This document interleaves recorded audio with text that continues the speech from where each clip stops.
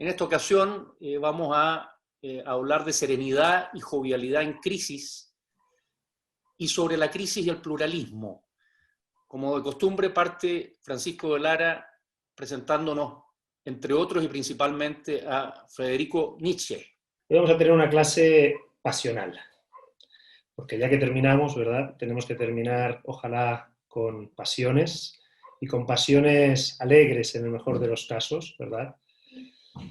Y además en esa clase que vamos a hablar de pasiones, vamos a hablar también de algo que parece no tener ninguna relación con las pasiones y que sin embargo, como veremos, tiene muchísima, y que es el poder. Porque finalmente la pregunta que nos ponen las pasiones, y esa es la forma incluso de cómo hemos conceptuado en la tradición a los afectos, al hablar de ellas como pasiones, estamos hablando de algo que, ante lo cual nos vemos como pasivos, como si dijéramos nos están ganando la partida, y en ese sentido parece que nos dominan. Y por lo tanto estamos hablando finalmente de quién tiene el mando aquí, quién manda en nosotros. Si la parte, el aspecto más racional, ¿verdad? O el aspecto más, digamos así, pasional. Si el aspecto que tiene mucho más que ver con el intelecto o el aspecto que tiene más que ver con el sentir. Y esto, si se fijan bien, tiene muchísima relación con las categorías que ha usado Rodrigo en sus exposiciones, al hablar, por ejemplo, de romanticismo y racionalismo, ¿verdad? O al hablar también, en algunos casos, de lo inglés y lo francés, asociando lo francés más bien con una tendencia a que sea la razón la que lleve el timón, ahora hablaremos de eso, y en cambio lo inglés más bien con una cierta, digamos, aceptación de que la razón no puede llevar siempre el timón.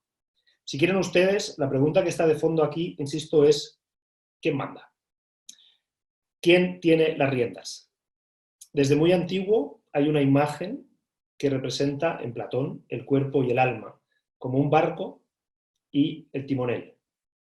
Es decir, en la filosofía clásica griega ya surgió la idea de que el cuerpo era una especie de barco, pero que ese barco no tenía por qué ir a la deriva, es decir, no tenía por qué seguir sus propios rumbos o los rumbos de lo que le impusiera, digámoslo así, las condiciones externas, sino que ese barco tenía un timón. Y como tenía un timón, que es la razón, también podía tener un timonel. Cada cual podía ser el timonel de ese barco en la medida en que fuera capaz de usar sus propias facultades cognitivas, racionales, ¿verdad?, para dirigir el barco. Podríamos poner así la alternativa que hemos visto en este curso de un modo u otro. Somos capaces, o sea, por decir, nos enfrentamos con una tesis básica y es, no tengo el control de todo. ¿Y ahora qué? ¿Verdad? Y algo así como dos grandes caminos de respuesta. Un camino que dice, no tengo el control de todo, ¿y qué? No pasa nada, ¿verdad? Quizá incluso sea bueno eso. Veamos qué hacemos con ello. Otro camino que dice, no tengo el control de todo, voy a ver cómo hago para intentar tener el control de todo, ¿verdad? Me voy a esforzar en tenerlo. El camino primero dice, no tengo el control de todo, voy a ver cómo me espabilo. El segundo, voy a ver cómo me espabilo para tenerlo, ¿verdad? Bien, el primer elemento en la filosofía occidental, que de alguna manera pone en jaque el hecho de poder tener el control de todo, son justamente lo que hablamos de el sentir, lo que llamamos el sentir. El sentir, que después es categorizado como pasión, ¿verdad?, es un elemento que claramente desde el principio se entendió que no estaba plenamente en nuestro poder. Acuérdense cuando hablábamos de Hume, permítanme que meta Hume un momento aquí, porque Hume, si se acuerdan, nos decía, hay dos tipos de contenidos mentales que nosotros tenemos. Por un lado, las impresiones y por otro lado, las ideas. Y las más fuertes son las impresiones. Las ideas, ¿verdad?, los contenidos representacionales, podríamos decirlo así, que nos hacemos de las cosas, en realidad derivan de impresiones. Y si se acuerdan bien, las impresiones procedían de dos fuentes. Estoy intentando recordarles el contenido de la tercera clase, ¿verdad? Las impresiones procedían de dos fuentes. Los sentidos, efectivamente, yo no puedo evitar verlos, los tengo en modo, digamos, pantallas pequeñas y los veo a todos, ¿verdad? Si tengo los ojos abiertos, no puedo evitar ver lo que veo. ciertamente. Por eso se me impone, se imprime en mí. Es como una metáfora casi de la imprenta, ¿no? Hay algo que me llega y no puedo hacer nada para que no me llegue, a menos que, ¿qué puedo hacer? Cerrar los ojos, ¿verdad? Pero en la medida en que tengo el sentido abierto y ese conducto que me permite ver, se me impone aquello a lo cual mire, digamos, yo no parezco ser el dueño que dice lo que se me tiene que presentar. Se me presenta lo que se me presenta. ¿Sí? ¿Ven ustedes? Ahí yo no mando. Y además, mientras les hablo, escucho mi propia voz, antes he escuchado unos perros que por suerte se han callado porque pensé que podían incomodarnos en la clase, ¿verdad? Incluso escucho por aquí a alguien que espero que no entre, que es una niñita, ¿verdad? Etcétera, etcétera. No puedo evitarlo tampoco, se me impone. Si pudiera evitarlo, yo haría que ese perro ahora no lo escucháramos, pero no puedo hacer nada para no escucharlo. De nuevo, no tengo yo ahí el poder. ¿Qué puedo hacer? Bueno, puedo tapar de nuevo el conducto y, por cierto, aún así algo escucho. No escucho, bueno, lo he tapado y mientras hablaba, así que algo escuchaba de todas formas. Y aún así estoy oliendo algo, ¿verdad? Que ojalá sea agradable en su caso, en el mío lo es, etcétera, etcétera, ¿verdad? ¿Y eso lo puedo tapar? Sí, también lo puedo tapar. Puedo tapar los ojos, los oídos y la nariz a la vez. Es un poco raro el ejercicio que tengo que hacer y un poco ridículo, pero lo lograría incluso. Es decir, podría intentar evitar ese poder que tienen las cosas a través de los sentidos sobre mí, ¿verdad? Yo podría intentar que eso no sucediera, pero a lo sumo lo que puedo hacer es evitarlo. No puedo decidir qué aparece, puedo evitar si acaso lo que aparece. Hasta ahí llega mi poder, pero hasta ahí llega, porque no puedo evitar tener un cierto sabor ahora mismo en la boca, y por más que me he lavado los dientes, tengo otro sabor gracias a que me los he lavado, ¿verdad? Hay un sabor, estoy refiriéndome a los 5 sentidos, como podrán ver, ¿verdad? Que siempre en algún sentido está ahí y que no depende tampoco de mí, 100%. Y sobre todo, por último, porque finalmente los 3 primeros son en sentidos conductuales, tienen conductos, ¿verdad? Puedo tapar los conductos, pero no puedo tapar mi piel 100%, ¿verdad? La piel, si la tapo con algo que toca mi piel y por lo tanto que me afecta. Hay afección, somos seres pasivos en ese sentido. Eso está muy bien, gracias a eso percibimos el mundo llega a nosotros, no somos piedras, no estamos cerrados y cerradas en nosotros mismos. Gracias a eso el mundo se nos aparece, ¿verdad? Pero justamente el sentido del tacto es un sentido muy especial, algún día deberíamos reflexionar más sobre él, porque justamente es un sentido inaplacable. No puedo hacer nada para no sentir, incluso es autoafectivo, puedo tocarme a mí mismo y sentir una palma de la mano con la otra, ¿verdad? Etcétera. En definitiva, lo que quiero decir es que el sentir, y ahora fíjense, la palabra sentir tiene estas 2 acepciones. Por un lado, referido a la sensibilidad, tal y como se le habla en filosofía, que también tiene 2 acepciones. Eso quiere decir lo que tiene que ver con los datos de los sentidos, lo que recibo a partir de los 5 sentidos. Y como digo, eso en gran parte yo lo recibo, no lo elijo. ¿De acuerdo? Primer elemento. Segundo elemento, que ya Hume decía que también era parte de las impresiones, segundo elemento que yo no elijo, eso que percibo me afecta, de alguna forma. Eso que percibo lo puedo percibir quizá con cierta indiferencia, pero también lo puedo percibir en los casos extremos a través del deseo, porque lo considero que es un bien, o a través del miedo, porque lo considero que es un mal. Esos serían los casos extremos. Evidentemente hay toda una paleta de pasiones entre medio, de afectos entre medio, ¿verdad? Pero cuando el sentir lo decimos en esas 2 acepciones. Por un lado, captar el mundo que me rodea a través de los sentidos, pero además de una manera que me afecta, que no me es indiferente. Si fuera indiferente, por ejemplo, yo captaría a lo mejor con los sentidos que hay algo así como comida cerca de mí, pero no haría nada. El puro captar con los sentidos no me hace querer la comida, desearla. Necesito que me afecte de otra manera, es decir, que me mueva a quererlo. Eso es lo que hacen justamente los afectos, o lo que la tradición llamó las pasiones. Y lo llamó pasiones justamente porque tiene un carácter pasivo, ¿verdad? Pathos, es sufrir literalmente. No es algo que yo hago, sino algo que yo sufro. Es algo, no en el sentido negativo de pasarlo mal, en el sentido de que no es una acción, sino más bien una, insisto, pasión. A la pregunta ¿quién tiene el poder? Evidentemente parece haber toda una esfera, la esfera del sentir, en la cual nosotros más bien no tenemos el poder, más bien somos pasivos. Somos pasivos porque no podemos decidir qué vemos, qué olemos, qué escuchamos, ¿verdad? Que nos gustaría en muchos casos, por lo menos lo que escuchamos, poderlo decidir. Y por otra parte, porque eso nos afecta, y nos afecta de un cierto modo que en realidad no elegimos en primera instancia. Si yo ahora aparece algo amenazador acá, yo voy a tener una reacción, y a eso se le llama reacción.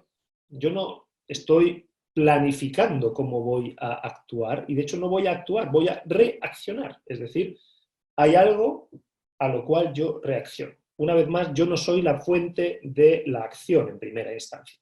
Por lo tanto, yo no tengo el poder. Yo ahí más bien respondo a algo que me llega. René Descartes decía que por suerte eso es así y que por tanto, tanto los sentidos como las pasiones tienen una función positiva en nuestra vida.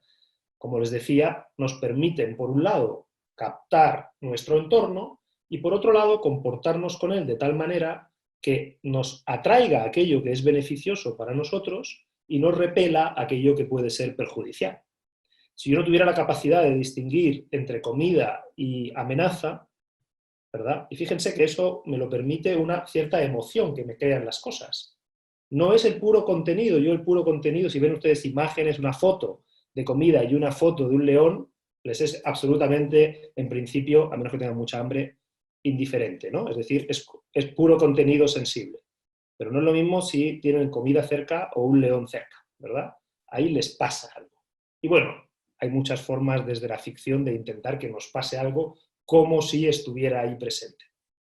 Entonces, hay toda una dimensión de nosotros, insisto, que no controlamos. Simplemente nos la encontramos. Nos encontramos con un cierto mundo a través de los sentidos y ese mundo nos afecta de una cierta manera que en primera instancia no parecemos ser capaces de controlar, o por lo menos no procede de nosotros cómo nos afecta de un cierto modo, ¿verdad? Bueno, ante esta realidad, que fíjense, es una realidad, y este es el último punto que quería poner como base, absolutamente ligada a nuestra dimensión corporal. Nosotros tenemos sentidos porque tenemos cuerpo. Si fuéramos ángeles, ¿verdad?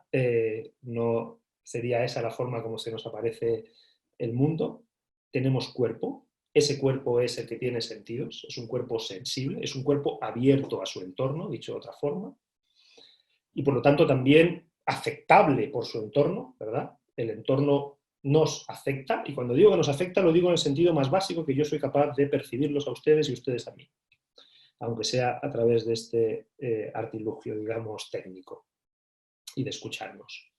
Y por otra parte, insisto, porque eso nos mueve de alguna manera, nos emociona.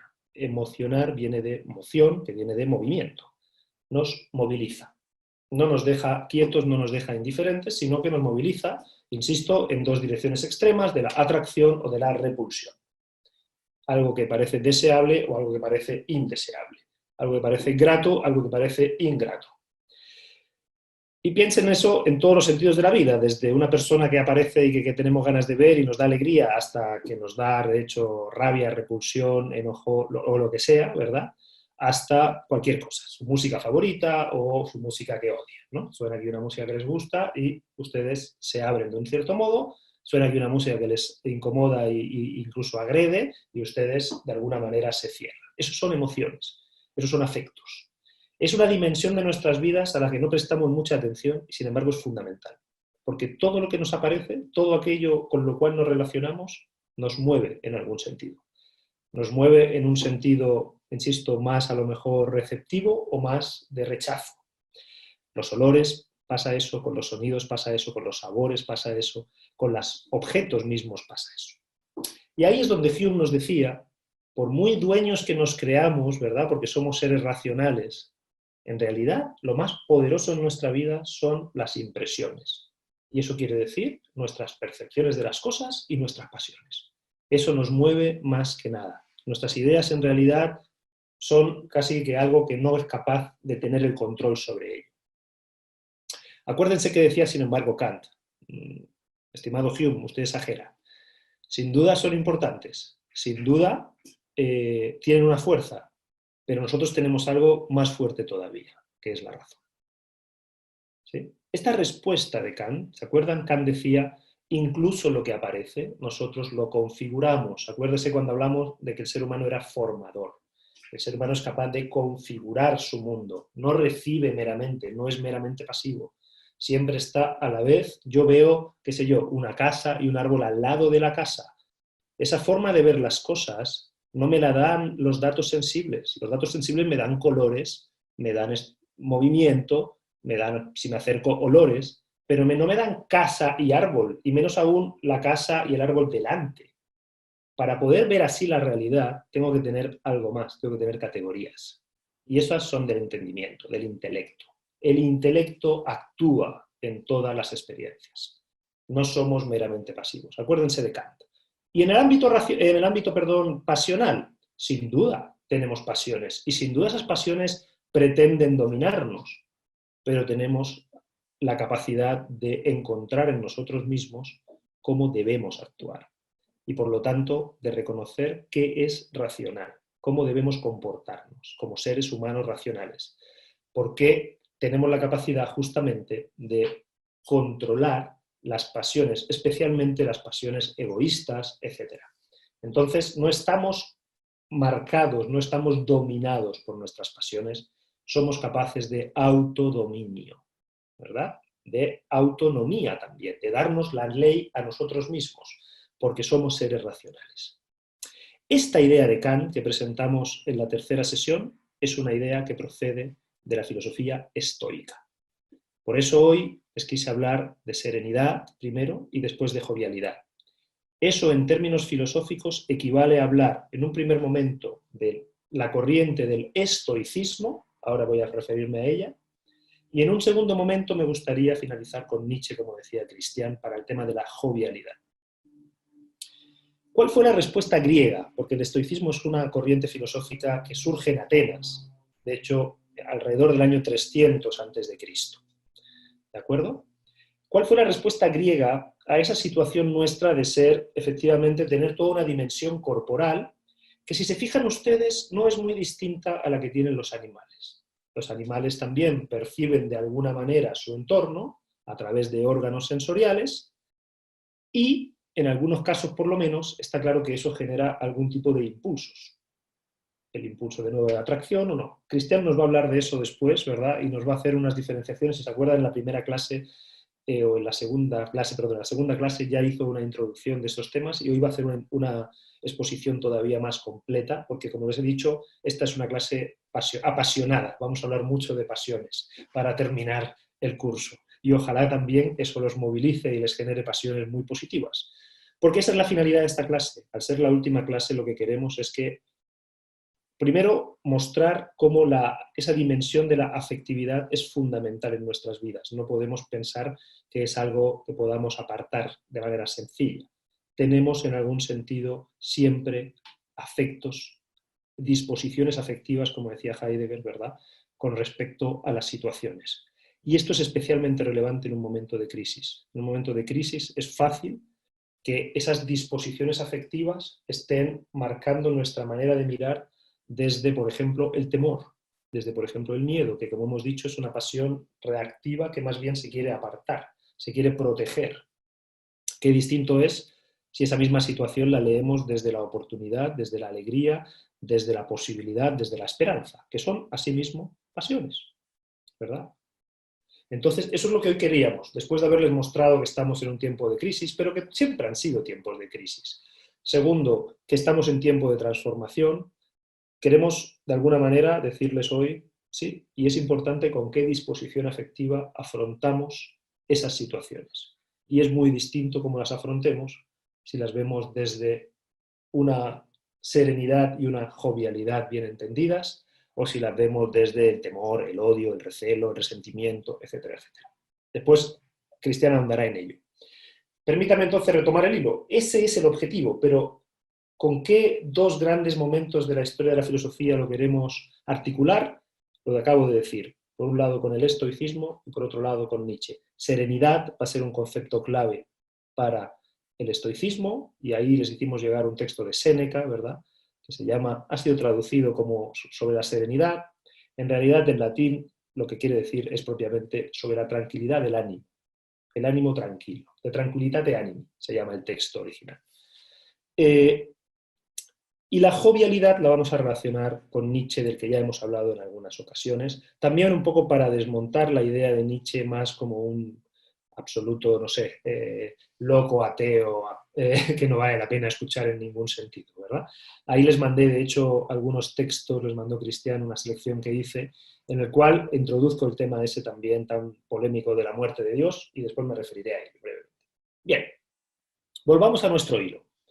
Entonces, lo que tenemos es la clarísima experiencia de que no tenemos el pleno control sobre nuestras vidas, porque no controlamos qué tipo de cosas se nos aparecen, no las podemos controlar plenamente, ¿verdad? Por más que nos metamos en burbujas de burbujas y de burbujas, la realidad sigue llegándonos, siguen llegándonos cosas desagradables, siguen pasándonos experiencias que no deseábamos y sobre todo, somos finitos, somos afectados también en el sentido que enfermamos, nos llegan males sin que los busquemos, sin que hagamos nada, pero no podemos evitarlo. Y por otra parte, bueno, sabemos que estamos sujetos a la degeneración y la muerte, en definitiva, ¿no? A la corrupción y la muerte física e intelectual también. Entonces, hay toda una dimensión que no parecemos tener propiamente bajo control, por más que nos esforcemos, y hemos creado mucha técnica con la razón y muchos elementos para intentar controlar eso de alguna forma, ¿verdad? ¿Cuál fue la respuesta griega? La respuesta griega fue decir, sí, sin duda, el elemento corporal es imperfecto, el elemento corporal es pasivo, el elemento corporal perece. Ciertamente una parte de nosotros está demasiado expuesta al entorno, vive en un mundo muchas veces de apariencia, porque incluso esos sentidos me pretenden decir cómo son las cosas, pero a menudo más bien me decepcionan y me engañan, me hacen pensar una cosa y resulta que es otra. Los sentidos no parecen ser tan perfectos. ¿Y qué decir de las pasiones? ¿Qué decir de los sentires? Que en realidad nos llevan en todas direcciones, de repente perdemos completamente el control, nos enamoramos y estamos totalmente fuera de nosotros mismos, después nos da ira por algo y también perdemos completamente los estribos. La respuesta que Kant dio tiene un origen antiguo, como he dicho antes. Ya Platón, ya Sócrates se esforzaron por mostrar que el ser humano tiene bastante más control de lo que parece. Porque, como he dicho antes, ese cuerpo, ese barco, tiene un timón. Y ese timón es que, a diferencia del resto de animales, nosotros sí somos racionales. Y eso significa, tenemos la capacidad, primero, de conocer más allá de nuestros sentidos. Somos capaces de llegar a conocer la esencia de las cosas. Acuérdense de la última clase. ¿Se acuerdan? Cuando decíamos, puedo ver distintos árboles, pero intento captar algo así como la esencia del árbol. Y esa esencia del árbol, obviamente, la capto abstrayendo los datos sensibles y quedándome con algo así como una forma pura, una idea pura. ¿Qué debe tener un árbol para ser un árbol? ¿Verdad? ¿Cuáles serían los elementos constitutivos que debe tener todo árbol para poder llamarlo así? De manera que si quito algo de eso o si pongo algo de eso, ya no es necesariamente un árbol. ¿De acuerdo? Esa concepción, esa forma de ver las cosas, está poniendo el acento claramente en la razón. Yo puedo abstraer y quedarme con algo así como una idea pura. Una idea que no representa ningún objeto concreto, sino que más bien es algo así como la esencia de ese tipo de cosas, de ese tipo de objetos, por ejemplo, los árboles. Y por otro lado, también lo hemos dicho, yo puedo sin duda alguna estar movido por mis pasiones, pero también puedo, de alguna manera, evitar verme zarandeado por ellas y plantearme racionalmente qué es el bien y qué sería una acción virtuosa y cuál sería el modo como yo debería comportarme. El ser humano tiene esa capacidad. Yo puedo incluso tener hambre y no actuar. Por más apetito que me dé, por más deseo que me dé, decir, no voy a comer. Puedo, en un caso extremo, hacer huelga de hambre, lo que supone que puedo hacer que mis principios sean más fuertes que mis impulsos. ¿Verdad? Tengo esa capacidad de autocontrol, incluso llegando a casos extremos como el que acabo de indicar. Bien, esa es nuestra parte, dicen Platón y Aristóteles y Sócrates, ¿verdad? Nuestra parte más divina. Esto es nuestra parte más elevada, más perfecta. Y esa es la que como seres humanos debemos cultivar. Y por cierto, no solo como seres humanos, también como ciudadanos. Porque somos ciudadanos de un conjunto, de una comunidad tal como los griegos veían a sus polis, ¿no? Su polis ateniense, ¿verdad? Una comunidad de pares que puede ser guiada por las pasiones, y en ese caso puede ser guiada por los deseos, y esos deseos pueden ser muy benéficos, pero también pueden ser terribles.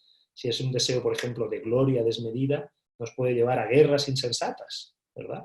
O incluso a divisiones sociales. Si es un deseo de riquezas, si es una codicia desatada, nos puede llevar a peleas intestinas, a pelearnos entre nosotros. Y si es un deseo de placeres, ciertamente nos va a llevar a que privilegiemos nuestra parte más animal y no cultivemos los bienes y no nos planteemos qué tipo de comunidad queremos tener para que sea la mejor comunidad posible, la más excelente. Para Platón, Aristóteles, para Sócrates también, esa es la gran pregunta. ¿Por qué no permitimos que sea la parte racional, la parte más noble de nosotros, la que lleve el timón? Es posible y deberíamos cultivarlo. Y la educación debería estar guiada en esa dirección.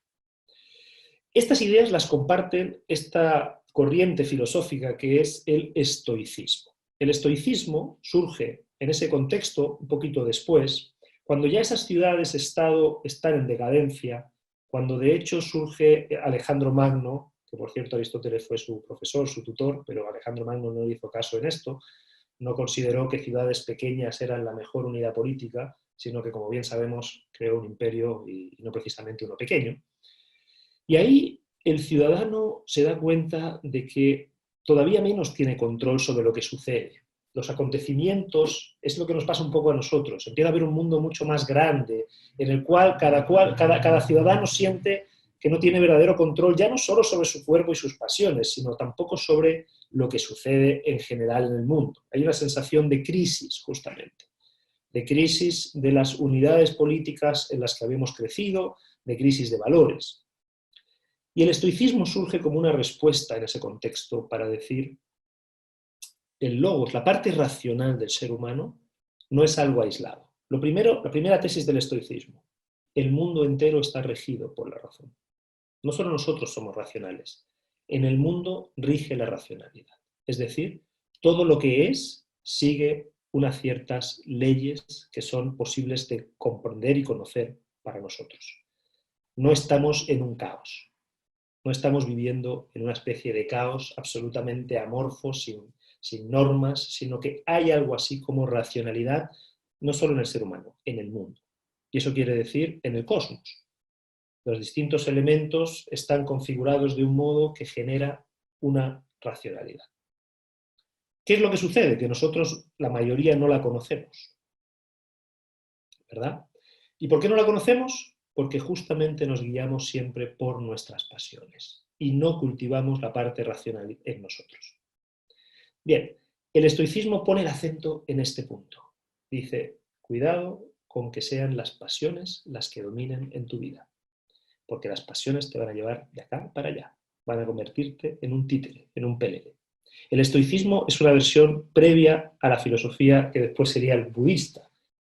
En el mundo hay un cierto orden y seríamos capaces de estar a bien con ese orden si viviéramos más allá de los deseos que nos mueven y que nos dominan, ¿verdad? Deberíamos ser capaces de vivir según esa racionalidad. ¿Cuáles son los tres grandes móviles que hacen que perdamos de vista lo que es racional? Los he enunciado hace un momento. Los honores, los placeres y las riquezas. Si nos guiamos por la pretensión de ser honorables, y eso quiere decir reconocidos, ¿verdad?, por los demás, nos hacemos esclavos de los demás, necesitamos su aprobación. Tenemos que halagarlos, tenemos que hacer lo que el mundo, de alguna manera, es decir, las otras personas, esperan de nosotros. Si nos queremos enriquecer, tenemos que comportarnos de una manera que no siempre va a estar acorde a la razón, porque si ese es el principio a toda costa y nos queremos enriquecer a toda costa, podemos empezar a hacer cosas que de hecho, de nuevo, generen en nosotros una serie de pasiones que nos dominen. La codicia es una pasión que puede llegar a dominarnos. Lo mismo con los placeres. Vamos a estar todo el rato buscando el placer y después la insatisfacción y de nuevo el placer. Si se fijan, son todo formas de estar fuera de nosotros. El estoicismo dice, mira, si quieres ser feliz, tienes que conseguir la tranquilidad de ánimo. Y ese es el texto de Séneca. El estoicismo nace en la Grecia como les decía, del siglo 300 a.C., pero llega hasta el siglo II después de Cristo. Fue muy importante en Roma y particularmente en la aristocracia romana.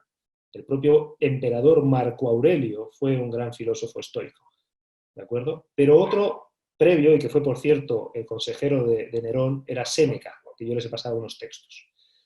¿Cuál es el punto común en toda esa ética estoica? Justamente la que les acabo de anunciar. Busca la tranquilidad de ánimo. Tienes que intentar que las pasiones no te dominen.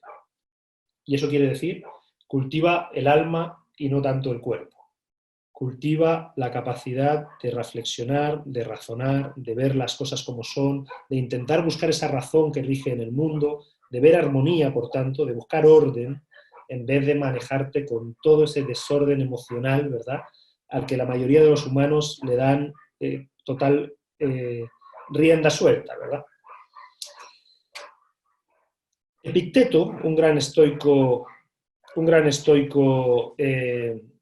romano, decía que podemos dividir las cosas en dos tipos, las que dependen de nosotros y las que no.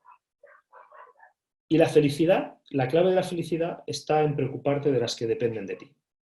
Si te preocupas de las que no dependen de ti, siempre vas a ser infeliz, porque estás poniendo la felicidad en algo que está fuera de ti y que puede ser o no ser. O sería tan feliz si esa mujer se casara conmigo. Mira, se casará o no se casará contigo, eso no depende solo de ti, en realidad. Así que si pones ahí tu felicidad, siempre vas a ser infeliz. Esa es la idea, o si fuera más rico, si todavía consiguiera más plata, entonces yo sí estaría bien. Estás poniendo tu felicidad en algo que no depende de ti. De ti depende darte cuenta de que en eso no está tu felicidad. De ti depende darte cuenta de cuáles son los verdaderos bienes. Y de ti depende cultivar esos verdaderos bienes en ti. Pero no si consigues o no. Si yo fuera más guapo, si yo fuera más listo, si yo fuera más... Eso no depende de ti. Y preocuparte demasiado por eso, preocuparte por eso en general, te saca de la tranquilidad de ánimo. Esa es la serenidad. En un contexto de crisis en el que muchas cosas no dependen de nosotros, podemos ponernos muy nerviosos o simplemente decir, esto no depende de mí, pero esto sí. Depende de mí cómo tomo eso. Depende de mí por qué digo que eso es un mal. En realidad soy yo quien digo que es un mal. Puedo intentar reflexionar y a lo mejor me doy cuenta de que no es ni un bien ni un mal, o que incluso puede ser un bien. Si yo temo a la muerte es porque la considero un mal. Si yo me doy cuenta que en el orden de las cosas hay una razón por la cual todo lo que es también perece, me quedo más tranquilo con respecto a la finitud. Bien, jovialidad ahora, una vez que hemos visto la serenidad, porque esa es la serenidad, la tranquilidad de ánimo.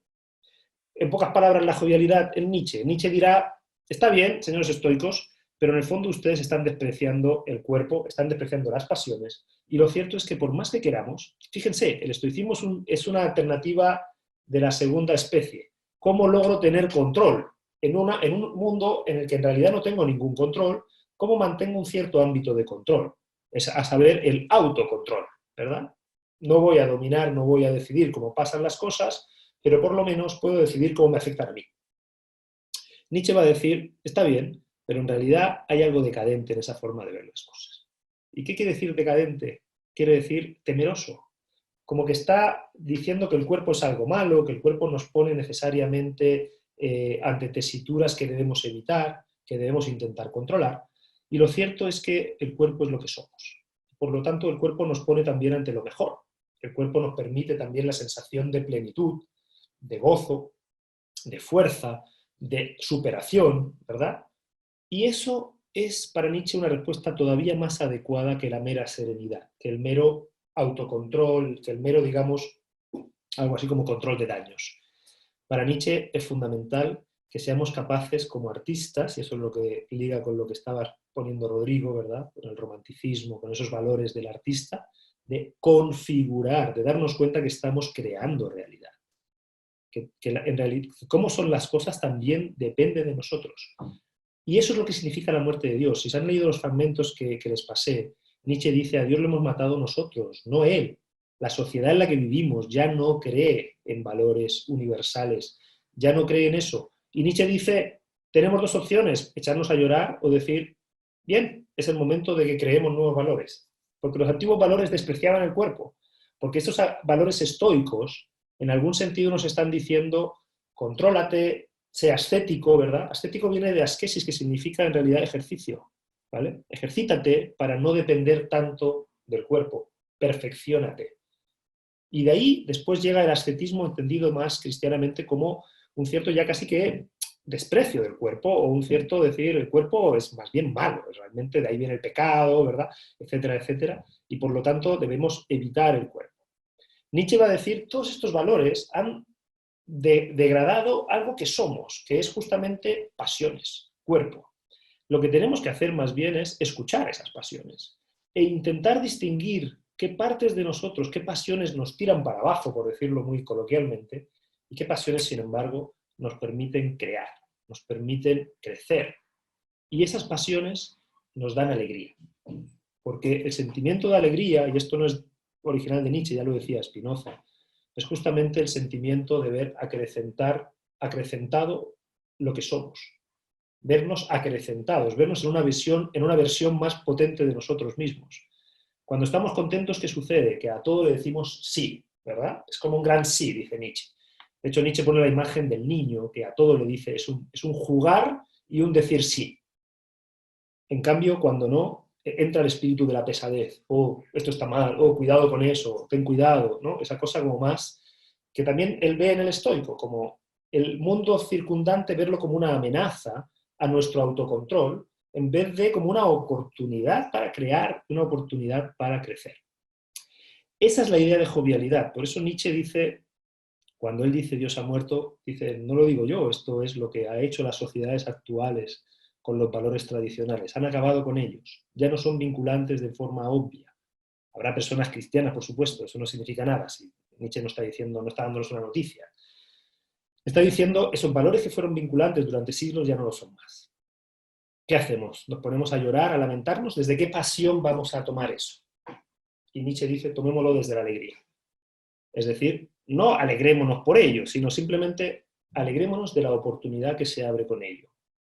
Ha habido una gran crisis, pero ahora podemos ver desde la alegría qué queremos hacer nosotros con ese mundo incierto en el que vivimos. Intentemos que sea algo que nos dé alegría.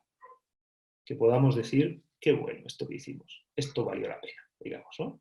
Y afrontémoslo con esa actitud positiva, digamos, y propositiva, como el de alguien que tiene que crear algo y no está creado, sin embargo, va a intentar escuchar su interior y sus verdaderas fuerzas para dar forma en la dirección que crea que es mejor.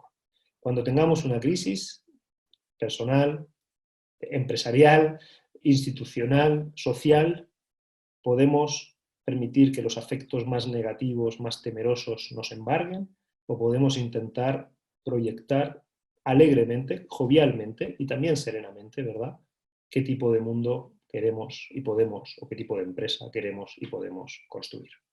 Esto quería transmitirles en esta última sesión. Hoy nos toca ver, para terminar esta última sesión, sobre la crisis y el pluralismo. El primer autor que habló del pluralismo es John Stuart Mill, y ya lo hemos visto en clases anteriores. Acuérdense que llegamos a él desde Paul Feyerabend, que se inspira en su pluralismo, ¿ah? Y leímos una frase de él, acá está la parte completa, nos dice, ¿qué es lo que ha hecho que la familia europea de naciones haya sido una parte de la humanidad que haya ido mejorando en lugar de permanecer estacionaria? No ha sido ningún método superior propio de ellas, mérito que cuando existe, existe como efecto, no como causa, sino su notable diversidad de caracteres y culturas. Individuos, clases, naciones han sido extremadamente distintos unos de otros. Han abierto gran variedad de nuevos caminos, cada uno de los cuales conduce a algo valioso. O sea, lo primero es que nosotros venimos diciendo hace rato que venimos a la filosofía. Acuérdense que dijimos queremos hacer una defensa de una manera distinta que la de Carlos Peña, en su libro ¿Por qué importa la filosofía? Porque dijimos que esa era una defensa para intelectuales. Y ahora ha llegado el minuto de juzgar. Y ojos, ¿ah? Pero John Stuart Mill, que es el primero que habla de pluralismo, y esto no es hace tanto tiempo, él escribió más o menos en 1850 en filosofía, eso es una línea comparado con los 2500 años que tiene. Y la clase pasada habíamos dicho que Europa estaba, a juicio de él, completamente en deuda con esta pluralidad de caminos en lo que respecta a su progresivo y multilateral desarrollo. En esta clase vamos a recoger el guante de John Stuart Mill y les vamos a recordar algo que dijo Paco a la pasada en una de estas clases. Dijo, nosotros estamos usando una metodología pluralista, o sea, estamos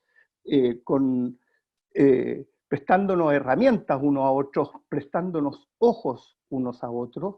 ¿Ah? Paco nos viene hablando de estos grandes autores, todos difíciles de entender, estos rascacielos hemos dicho, ¿ah? Como Kant, Hume, Hegel, Heidegger y hoy día Nietzsche. ¿Ah? Y Cristian nos habló de las emociones, ¿ah? Y se ancló en que las principales emociones que teníamos los chilenos eran el miedo, la pena y la rabia, y se ancló en lo que venimos diciendo acá de las capas geológicas de nuestra cultura, agregando ahí la cultura agraria de Hacienda, que a mí se me había quedado afuera en el análisis, pero las culturas notables las guían otras emociones, nos recordaba Cristian. ¿Ah? Cuidado, alerta, alegría, deseo. Y a mí me interesa sostener la tesis de que detrás de estas emociones, esas primeras, el miedo, la pena, la rabia, también están nuestras ideas y también están nuestros valores. Iremos desarrollando esa tesis a lo largo del... Cristian habló de Jack Panksepp y de Lucy Viven en la arqueología de la mente, donde exploran esta idea. Y esto se viene anclando con la literatura que he venido trabajando yo, que parte con la idea de una transición, un desafío de salir de lo militar y ir a lo emprendedor, sigue con la idea de una cuarta ruta, que se ancla en la reflexión de por qué tenemos que elegir entre centro, derecha y izquierda, que están presentes ahí hace 250 años. Si esto fuera un emprendimiento, ya habría salido un océano azul y nosotros en política parece que las cosas se mueven más lento. Y por último, la clase de hoy, la ruta del pluralismo. ¿Ah? Y un homenaje a Sir Isaiah Berlin, que son dos de los autores que han trabajado el pluralismo anclándose también y muy compatible con esta idea de las transvaloraciones de Nietzsche. Isaiah Berlin escribe más o menos parecido y el otro es Max Weber, que son los dos padres, por así decirlo, del pluralismo. Entonces en la clase de hoy vamos a hacer una descripción de la situación actual, vamos a reflexionar sobre el problema en el contexto nacional y mundial, yéndonos también, como ha sido habitual, bastante para atrás en la historia. Vamos a hablar sobre nuestras cadenas, sobre ideología y razón y la alternativa contracorriente que proponemos ver. Lo primero es que estamos todos impactados. ¿Por qué? Porque hemos visto y hemos sido testigos en los últimos, yo diría desde la marcha pingüina, que fue por ahí por 2006, de muchos movimientos en las calles. Las mujeres nos están diciendo somos bacanes, las tesis logran poner una canción que la cantan las francesas, la cantan las españolas, en el 8M todos vimos impactados su éxito musical. Desde antes venían los movimientos de igualdad y de las minorías sexuales llenando la Alameda, todos movimientos bastante contundentes. El problema mapuche se ha transformado en un problema importante que podríamos incluso retrotraerlo a lo duro de la guerra de Arauco, y que se ha transformado en un problema serio de orden público, como todos lo hemos visto. También tenemos problemas, no solo en Chile con el sistema previsional, se está viviendo mucho después de que uno deja de trabajar o la edad legal de jubilación, que es 65, que en realidad es más o menos ficticio eso. Hay movimientos no más AFP y vimos estas contundentes marchas de jóvenes que en realidad la hicieron de un rato para otro, coordinándose por WhatsApp. O sea, la mayor marcha anterior a esta, intuyo yo que fue la de la Patria Joven, y esa se demoró meses en ser organizada, y esto en un ratito se llena la Alameda y se empieza a desafiar el orden y la autoridad de una manera contundente. Eso es lo que tenemos.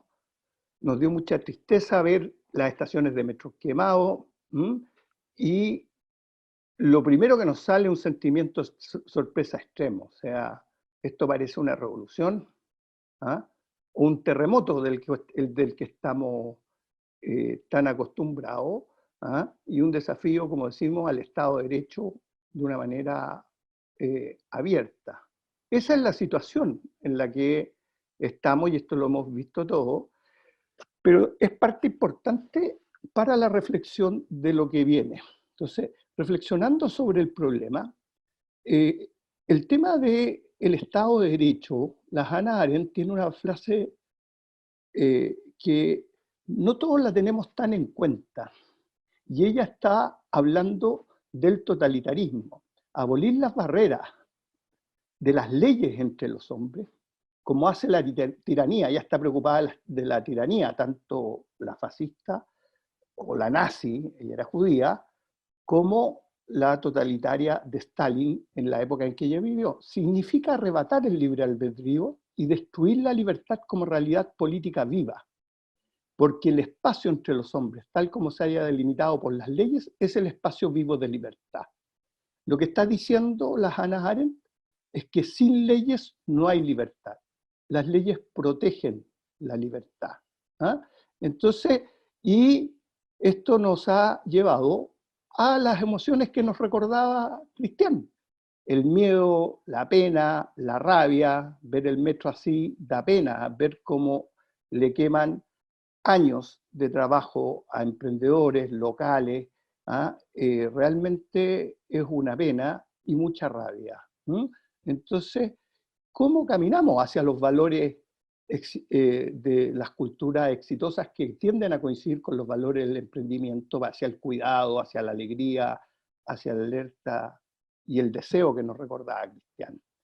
Hemos venido hablando de momentos cruciales, y debiéramos añadir aquí a todos estos momentos cruciales el momento que estamos viviendo. Dijimos que se parecía esto mucho a 1920, y donde había el problema educacional, había una crisis moral, una crisis económica. Fíjense que entre 1917 y 1919 el salitre cayó un 73%, que era el principal ingreso del país, y se solucionó uno solo.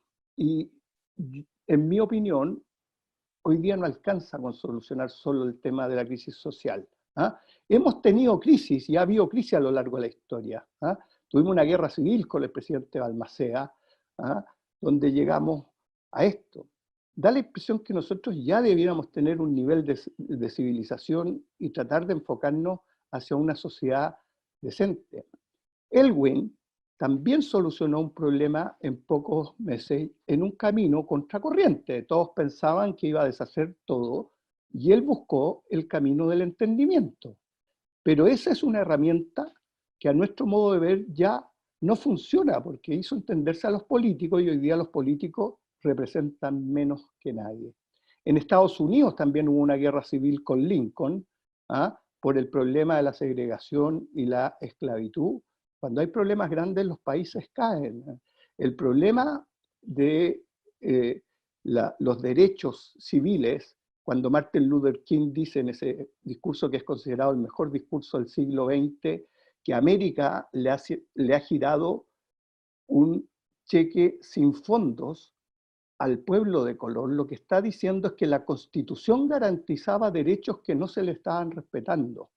Y se generó un movimiento de a pie que lo recogió muy bien un estadista como Kennedy, y habíamos mencionado por ahí que su camino, su visión, no solo él dijo que había que poner a un hombre en 10 años en la luna, sino que dijo y se puso firme para que las universidades aceptaran a 2 estudiantes de color y hizo respetar el Estado de Derecho. Hasta que Obama llegó a presidente se puede dar por cumplida una visión en 50 años. Y así es la historia. Gandhi también hizo un camino contracorriente para la independencia. No había habido ni una vez en la historia alguien que con no violencia activa consiguiera, mira, costó mucho, estamos hablando de por ahí, por la fin de la Segunda Guerra Mundial. Él inventó la idea de la no violencia, o sea, fue una persona contracorriente. Mandela, por otro lado, en Sudáfrica, ¿qué es lo que hizo? Mandela estuvo preso, 20 y tantos años preso. Lo lógico era vengarse, y Mandela lo primero que hace es una idea contracorriente, que escoge el camino del entendimiento. La Hannah Arendt nos recuerda desde el punto de vista filosófico que la natalidad no es esa natalidad de cuando uno está recién nació ahí como un bebé, cuando nos apropiamos, es heideggeriano, la apropiación, el comandar nuestro destino. La mayoría de edad kantiana tiene un parecido a familia, que el perdón es un tema importante y que la promesa es un tema importante. O sea, hoy día hay que renovar, como decía Martin Luther King, algún tipo de promesa y va a ser necesario algún tipo de perdón. Y la verdad es que no se ve muy cerca ese nivel de conciencia. Los países tienen problemas, como decía Churchill, asumió cuando estaba en guerra, con Londres siendo bombardeado, con un psicópata queriendo tomarse todo el mundo como es Adolf Hitler, y con el peso que él como estadista supo soportar y hacer frente a la situación. Cuando Kennedy asumió, estábamos en la Guerra Fría, y él dice en ese discurso inaugural de la foto que está ahí, dice, nosotros, hay unas pocas generaciones que han sido destinadas a lo largo de la historia de la humanidad a defender la causa de la libertad. Y no nos da susto, we don't shrink frente a esta, no nos encogemos frente a esa posibilidad. Entonces, eso es lo que tenemos. Una cosa a la pasadita nomás para defender a los intelectuales. Churchill escribió una historia de Inglaterra de 4 tomos, no solo sus memorias, que son 6, 7 tomos, 4 tomos de historia de Inglaterra. La persona que condujo y que es considerado el mayor estadista del siglo XX. Entonces, de repente, con nuestra cultura estar despreciando tanto a la humanidad. Yo leí el libro de Historia de Chile de Arturo Alessandri Palma, 2 tomos. Tranquilo, no era un gran libro, pero una persona que sabía la historia de nuestro país hasta su límite. Entonces, ahora, ¿qué es lo que pasa? Que primero tenemos que ver dónde estamos parados. Y eso lo hemos venido hablando a través de las 7 clases, para ver qué tipo de propuestas puede tener sentido hacia adelante. Dijimos que estamos en una jaula cartesiana, racionalista. Dijimos que la idea dominante era militar, orden y progreso. Me acuerdo que salía en el aeropuerto a la salida cuando yo era chico, que tiene virtudes como la estrategia, lo resiliente, pero tiene el defecto de ser poco creativa, cartesiana, mucho método, que es lo que dice Stuart Mill. Esto no fue ni un método, el pluralismo al final del día el progreso fue consecuencia del pluralismo y no causa del pluralismo. O sea, primero genera una sociedad en que creas en todas las personas. Entonces tenemos estrategia, podemos armar rompecabezas, esas son las herramientas que hemos dicho que hemos teniendo, pero somos poco creativos. Pero tenemos esta cultura tecnócrata mercantil, un poco calculadora, un poco reduccionista, y el tema medieval era más o menos como lo habíamos definido en la primera clase ya. Esto no está muy central, pero nuestra cultura, los ochenteros, tenemos esta cuestión de la acción por deber kantiana.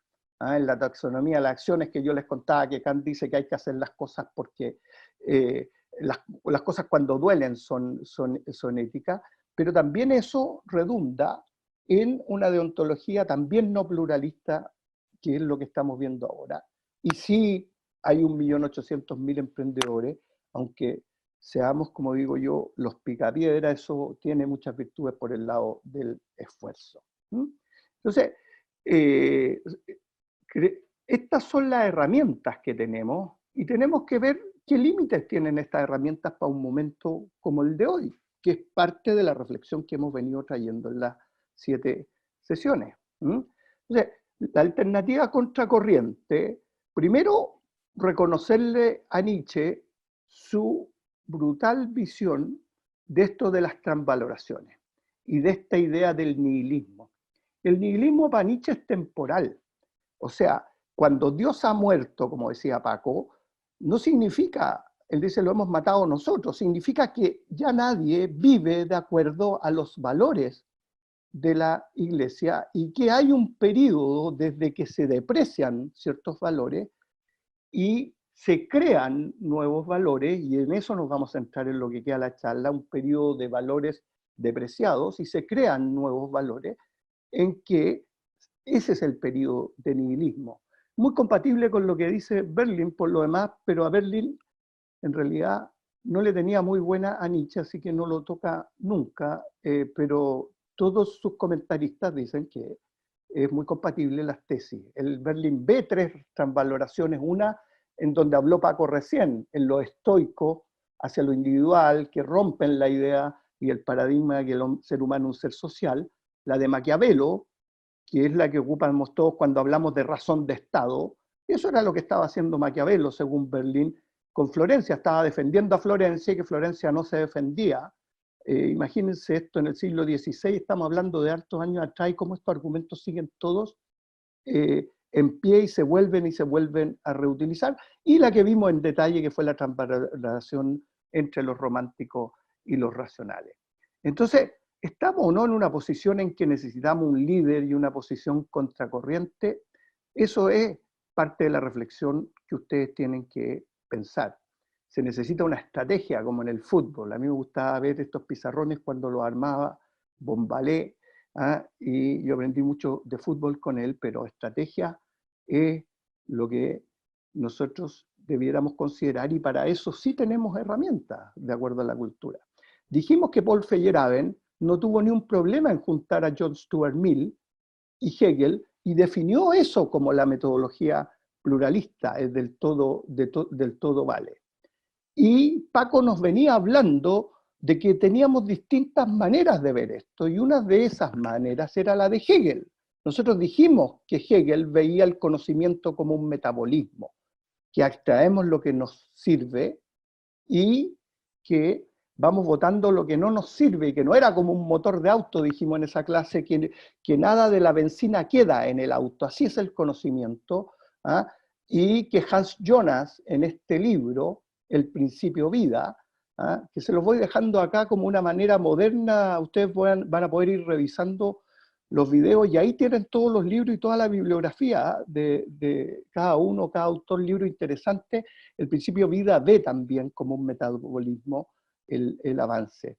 Y si esto que estamos viendo acá, que es destrucción creativa, que es lo que vimos desde el primer televisor hasta el final, no es el paso también del ser humano como se ve ahí, no hay metabolismo si lo que estaba en el primer televisor no sigue de alguna manera estando en el último televisor, de alguna manera, o lo que estaba en el primer celular no está o no está en el último celular, sino es el mismo tipo de camino que el que está viendo Hegel. O sea, hay que distinguir tesis y tesis. Y este es nuestro planteamiento. Estos son los 7 valores que a los chilenos nos quedan difíciles. El pluralismo, la libertad, la responsabilidad, la filantropía, el pragmatismo, la creatividad y el emprendimiento. Y vamos a hablar uno por uno para cerrar la charla. Ya vimos los valores de la tradición y todos estos valores, fíjense bien, son transversales a las 3 corrientes históricas. De alguna manera, hay pluralistas en el centro, en la derecha y en la izquierda, hay liberales en el centro, la derecha y la izquierda, hay responsabilidad en los 3 focos. En lugar de venir como órdenes de partido hacia abajo, van transversales. El pragmatismo lo mismo, creativos hay en todos lados y emprendedores. Yo he recorrido Chile y hay muchos emprendedores de a pie y otros que votan incluso por el Frente Amplio. Entonces hay algo así como líneas transversales, cambio de paradigma. Acuérdense de los principios inventiva de Tris, cuando uno mira las cosas de otra manera. Entonces, Sir Isaiah Berlin nos dice que el pluralismo, esta es su definición, valida el reconocimiento de una variedad potencialmente infinita de culturas y sistemas de valores, todos fundamentales por igual e inconmensurables, unos con otros, no se pueden medir y son fundamentales, ¿no? Cuyos fundamentos transforman lógicamente incoherente la creencia en una senda ideal, válida de manera universal hacia la realización humana. O sea, las palabras claves aquí, reconocer. ¿Reconocer qué? Reconocer otros valores. Y lo fuerte, que Berlín no lo defiende, es lógicamente incoherente una senda ideal. Eso es muy difícil de demostrar. ¿Qué significa que sea lógicamente incoherente? Que es contradictorio. Yo tiendo a interpretar a Berlín como diciendo, es obvio que como funciona la mente y cómo funciona y cómo los valores son creados, y es un romántico moderado, y eso dijimos que nacía de Kant, es obvio que como si estamos creando los valores, no vamos a poder ponernos de acuerdo en uno solo, y el pluralismo es la única alternativa decente. Él nos encamina hacia una sociedad decente. Berlin es el autor de lo contracorriente que venimos acá, y el pluralismo se ve en las sociedades más desarrolladas, digamos. En general, las otras culturas no lo son.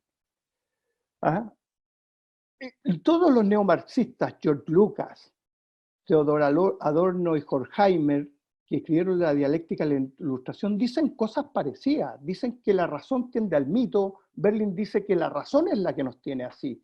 Y por eso, si nosotros le hacemos caso a Berlin, le probamos su tesis, sí, la razón, o sea, ¿qué es la razón? Cartesianismo, ilustración, y estamos educados así, y somos un país pluralista, pucha que nos cuesta. O sea, esa tesis yo la tengo desarrollada en el libro La Ruta del Pluralismo. Este es Theodor Adorno, el otro que escribió respecto de esto, y todos ellos ven que la razón nos lleva a un dogmatismo. Aquí hago un alto. Este es pluralismo, no todos pasamos. Steven Pinker, en su defensa de la ilustración, piensa exactamente lo contrario, y ni se molestan, como la mayoría de los autores de habla inglesa, en entender muy bien a Nietzsche y a Heidegger, ni nada del existencialismo, pero Steven Pinker, si ustedes quieren, tiene la visión contrapuesta a esto. No todos piensan que la razón, en el fondo, tiene esos bemoles. Pero se habló de reconocimiento en la definición de Berlín, y las teorías del reconocimiento, hemos dicho, vienen de Hegel, de la parábola del amo y el esclavo. ¿Y la tomaron quién? Paul Ricoeur. Paul Ricoeur es el filósofo de los cristianos junto con Maritain. Y él le preocupa todo esto y habla de la simbología del mal, y es un hermenéutico que derivó también y se nutre mucho de la psicología de Freud.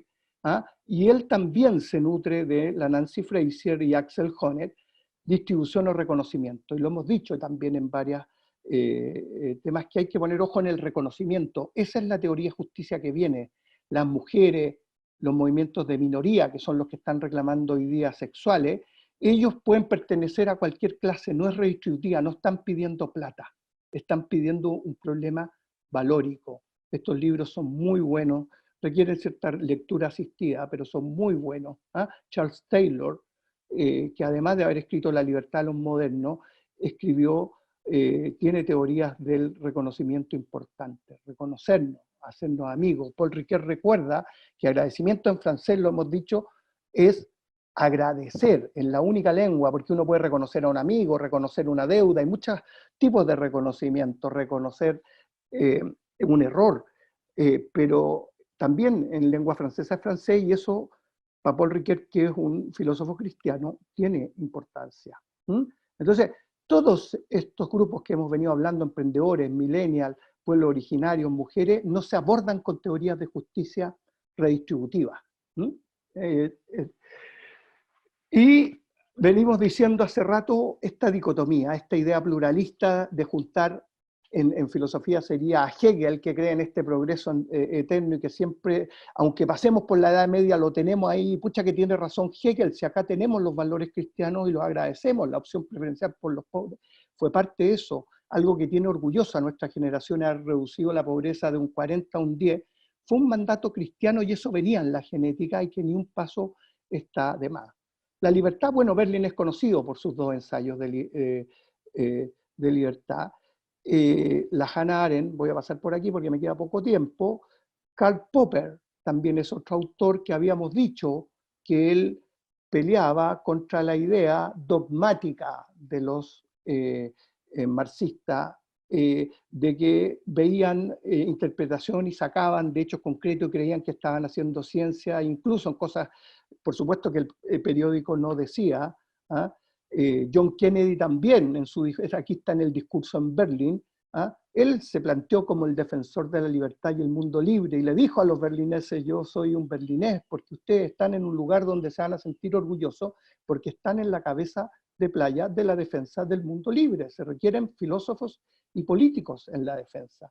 La responsabilidad, ese es el libro que les dejo, El principio de responsabilidad, es una ética entera, una maravilla el libro de Hans Jonas, discípulo de Heidegger también. Hemos hablado harto de la responsabilidad. La filantropía.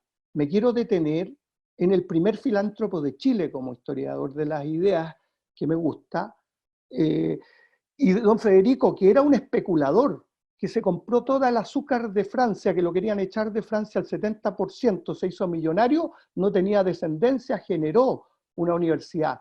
Y dijo: es el deber de las clases pudientes contribuir al desarrollo intelectual del proletariado. Esa frase está escrita en los patios de la Universidad de Santa María. Y don Federico iba, y ellos, escuela la única alemana de tendencia, y se le nota, no es francesa.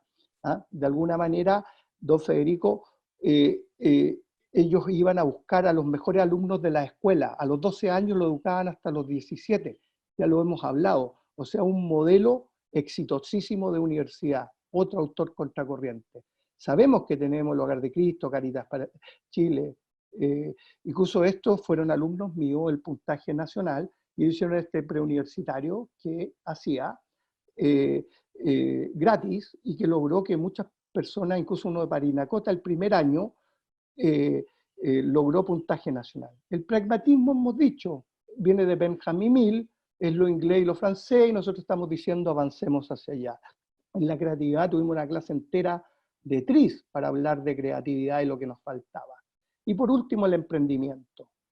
Entonces, de nuevo, aquí volvemos a Cristian con el cuidado, la alerta, la alegría y el deseo como algo que está más presente en el emprendimiento. Y de alguna manera tenemos lugares. Tenemos la Asociación de Emprendedores de Chile, Startup Chile. Con esto voy a terminar. Cercotec, la Fundación Chile, Corner Shop, empresa. Pero dijimos que estos valores son los valores que pudiéramos poner en práctica.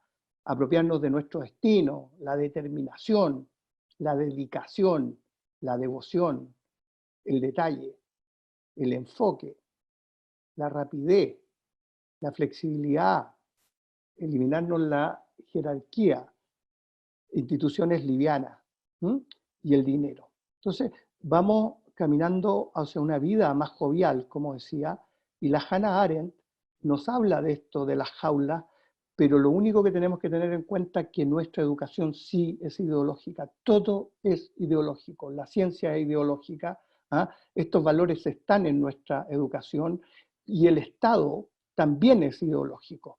Cuando entra alguien a trabajar con cultura emprendedora, ¿qué le dicen en el Estado? Le dicen, no, no trabajís más, no te esfuerces. Y a los 5 años, igual que a estos niños, en séptimo básico pierden toda creatividad, a los 5 años alguien que entra a trabajar en un Estado que no tiene una cultura emprendedora, y hay libros y ejemplos que están, se vuelven igual que los niños, o sea, pierden todo nivel de creatividad, y eso es algo por lo que a mi modo de ver debiéramos combatir. Vamos a comenzar entonces con la tercera y última charla de la clase número 7, a la cual he denominado Serenidad, Jovialidad y Pasión por Emprender, queriendo justamente conectar la esencia de lo que Paco y posteriormente Rodrigo nos mencionaron sobre Friedrich Nietzsche. Mi propia síntesis, que evidentemente es tal vez peca de reduccionismo, sobre Nietzsche, que es un autor que a mí en lo personal me impacta profundamente, se inicia con esta primera frase que dice ser, es decir, estar referido a una especie de ideal de qué es lo que somos en alguna otra dimensión y que tenemos que converger a esa versión ideal de nosotros mismos. Nietzsche dice, no, devenimos, somos seres que devienen, estamos en permanente construcción de nosotros mismos, en el vivir cotidiano. Un segundo punto que es fundamental, a mi parecer, de la visión que plantea Nietzsche, es que la metafísica, que como disciplina se inicia formalmente con Sócrates y posteriormente con Platón, ¿no es cierto?, Aristóteles, etcétera, sería un error que ya tiene, si lo contabilizamos desde hoy día, unos 2.450 años de duración. Decir que la metafísica es un error en su totalidad, no lo comparto, pero quiero decir, me parece que cuestionar esa visión del ideal de los seres y del mundo ideal, de las relaciones ideales, en una suerte de desprecio de lo que somos y de lo que devenimos cotidianamente, es un error profundo. También Nietzsche reivindica, como ya lo señaló Paco, el cuerpo, y como también lo enfatizó Rodrigo, reivindica las pasiones, como ya lo habíamos visto con Hume también, ¿no es cierto? Y una dimensión que a mí me parece fundamental y que está profundamente conectada con el mundo de los negocios, de las empresas, es este énfasis que pone Nietzsche en el lenguaje como un espacio de invención de la realidad, pero también de atrapamiento. El lenguaje nos permite construir mundos, pero también nos atrapa como si fuesen redes. Quiero simplemente poner en contexto histórico esta alusión que hace Nietzsche respecto de la etapa de inicio de la metafísica. Nos dice Nietzsche que hasta Sócrates, menos 460, menos 396, Sócrates vive un periodo de 60 años, primaba una visión y primaba una forma de devenir y de estar en el mundo que era una combinación de lo dionisiaco y de lo apolíneo. Es decir, una dimensión de esta capacidad de ser desde lo primitivo, desde lo arcaico, desde lo emocional, con una capacidad de organizar y estructurar el mundo.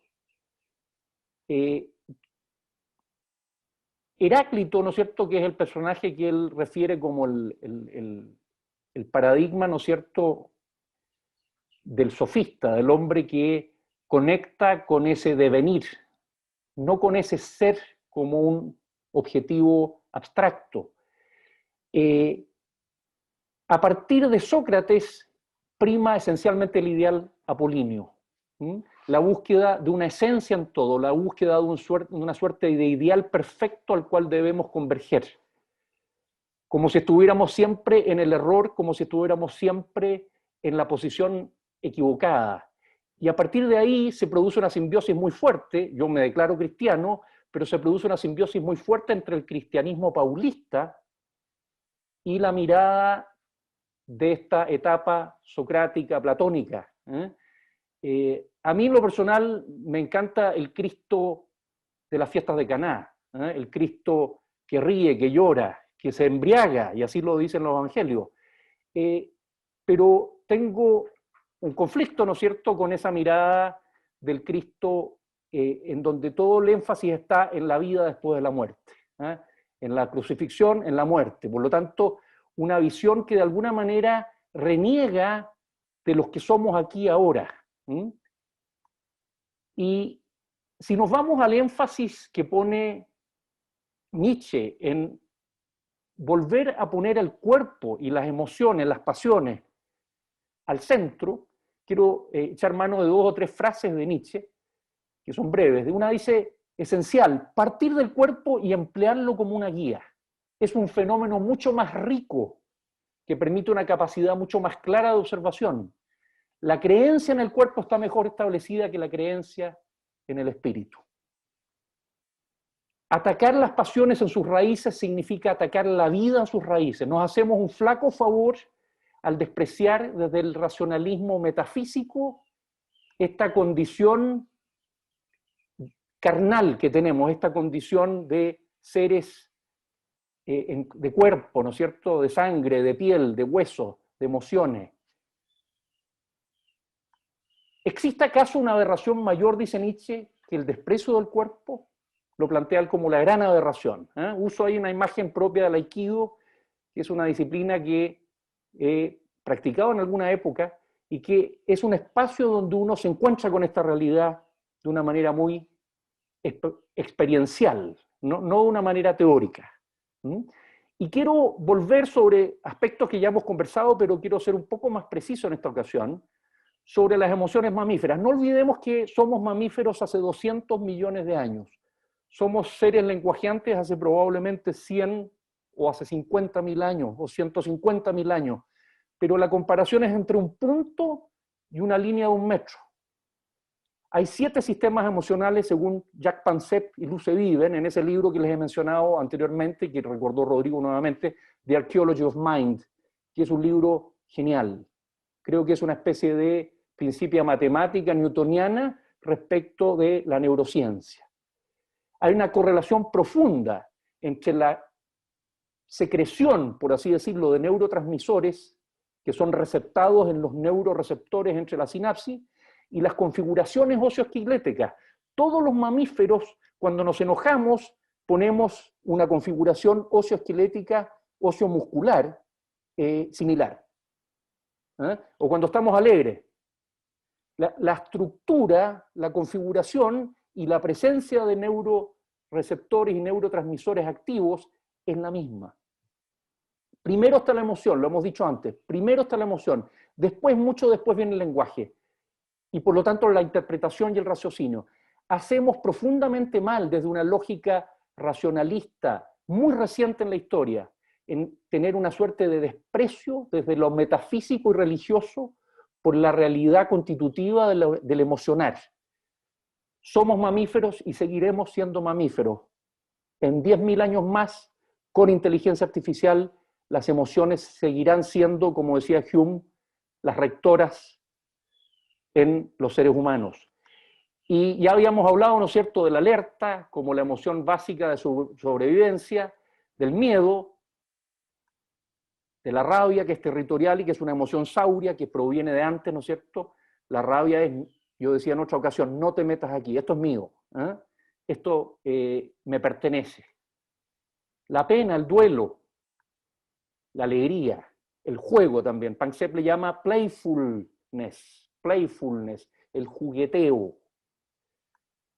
El deseo y la atracción, que es una emoción también muy primitiva y que tiene que ver con la reproducción, y que es la madre probablemente como emoción de lo que llama Nietzsche la voluntad de poder. Y el cuidado que es una emoción mamífera, no es áurea, es una emoción que tiene que ver con el acoplamiento entre la hembra y la cría en lo físico, ¿no es cierto? El cuidado, la protección, que se hace extensivo a través de los millones de años a los comportamientos también entre todos los grupos de una manada o de una tribu humana. Si llevamos esto a la realidad de las empresas, quise usar el ejemplo de dos empresas, una de ellas la he mencionado muchas veces porque ya he explicado que hay un vínculo con Toyota, pero es un caso que no solo lo hago explícito porque conozcamos a Toyota, sino que Toyota es sin duda reconocida a través de su marca Lexus como la marca de mayor calidad y aprecio de los clientes en el mundo. Pero Rolex también. Rolex es una marca que está en uno de los 3, 4 primeros lugares de reconocimiento en el mundo. ¿Ustedes se imaginan un relojero que está haciendo ese reloj en Rolex, esas fotos de Rolex, que de pronto le dice a un colega, oye, ten cuidado, viene el jefe, haz como que estamos trabajando especialmente concentrados?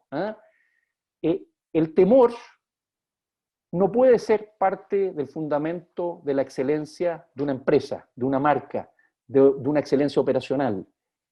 Evidentemente la alegría es lo que convoca, también la alerta permanente. La gente está haciendo lo que está haciendo en cuerpo presente, en mente presente. El cuidado, cuidamos la marca, cuidamos las herramientas, cuidamos aquello que fabricamos, cuidamos la mesa de trabajo, cuidamos el espacio de colaboración. El deseo como la fuerza que mueve desde lo emocional el propósito de conseguir mayores cosas, mejores cosas, cosas más bellas. La estética está muy vinculada al deseo.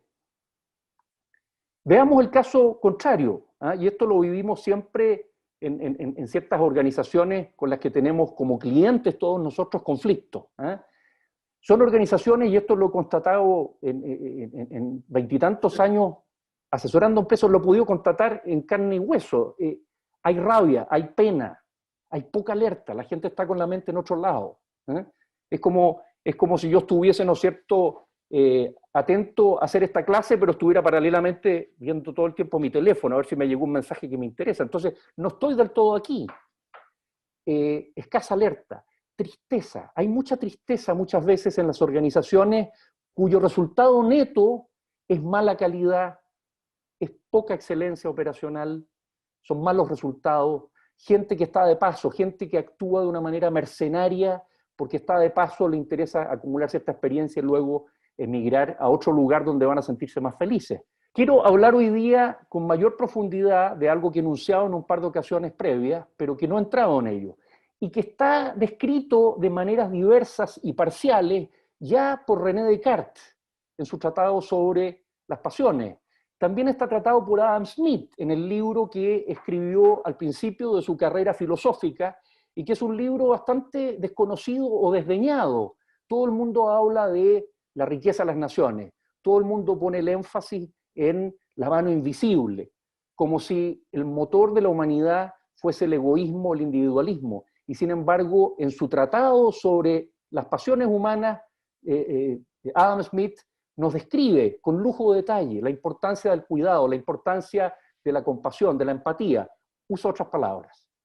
¿Qué son los estados de ánimo? Los estados de ánimo son esto que tenemos los seres humanos lenguajeantes, que siendo mamíferos combinamos emociones del repertorio de sistema de 7 emociones mamíferas, lo combinamos con frases, con el lenguaje, con pensamientos, con interpretaciones. Entonces yo digo, siguiendo otros autores, que los estados de ánimo son disposiciones emocionales lingüísticas, pero que, como nos señala Heidegger, nos arrojan. Siempre estamos arrojados en el mundo ya desde un estado de ánimo.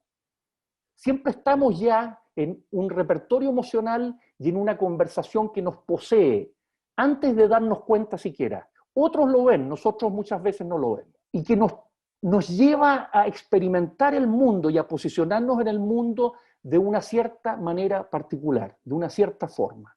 Yo estoy seguro de que Nietzsche, aunque él no habla específicamente de los estados de ánimo, se está refiriendo a esto, cuando señala de que el lenguaje, como lo dice esa frase más abajo, nos lleva a la posibilidad de apertura o la posibilidad de cierre, de acciones.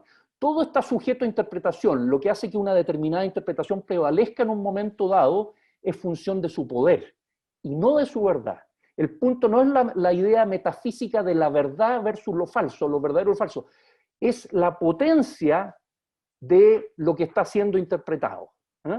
Entonces voy a usar en los 5 minutos que me quedan, voy a usar algunos ejemplos de estados de ánimo que todos reconoceremos, y voy a usar algunas frases tipo. Por ejemplo, la indignación. Quiero decir primero que los estados de ánimo podríamos categorizarlos entre aquellos que nos abren posibilidades, aquellos que nos liberan de alguna manera para seguir actuando en el mundo, y aquellos que nos cierran posibilidades, porque nos atrapan. Aquí hay un ejemplo, indignación. Voy a hacer actuación de las emociones porque necesito representarlo tal como lo vivimos en las relaciones cotidianas. ¿Qué se creen? Yo no voy a tolerar esto.